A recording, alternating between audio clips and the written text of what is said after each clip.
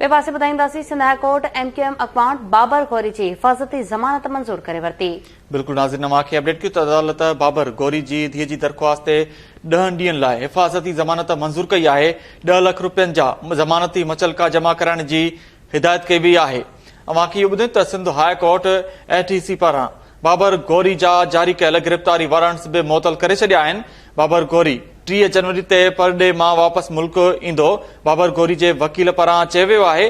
अवांखे अहम ख़बर ॾियूं त सिंध हाई कोर्ट MQM अॻवान बाबर गौरी जी हिफ़ाज़ती ज़मानत मंज़ूर करे वरिती आहे। अदालत बाबर गौरी जी धीअ जी दरख़्वास्त ते 10 ॾींहनि लाइ हिफ़ाज़ती ज़मानत मंज़ूर कई। 10 लख रुपयनि जा ज़मानती मुचलका जमा कराइण जी बि हिदायत कई वई। बाबर गौरी 3 जनवरी ते परॾे मां वापसि अची केस खे मुंहुं ॾींदो। अवांखे ॿुधाई पिया सिंध हाई कोर्ट MQM अॻवान बाबर गौरी जी हिफ़ाज़ती ज़मानत मंज़ूर करे वरिती आहे। बिल्कुल नाज़रीन, नवांखे अपडेट कयूं त अदालत बाबर गौरी जी धीअ जी दरख़्वास्त ते 10 ॾींहनि लाइ हिफ़ाज़ती ज़मानत मंज़ूर कई आहे। 10 लख रुपयनि जा ज़मानती मुचलका जमा कराइण जी हिदायत कई वई आहे।